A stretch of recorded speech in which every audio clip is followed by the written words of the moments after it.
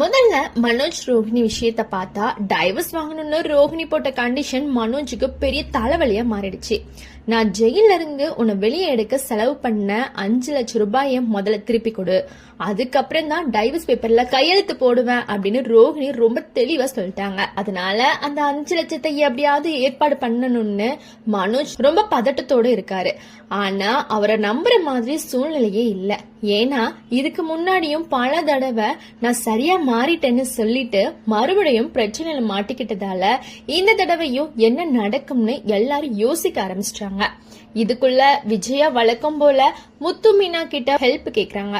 ஆனா இந்த வாட்டி முத்து ரொம்ப தெளிவா மறுத்துடுறாரு.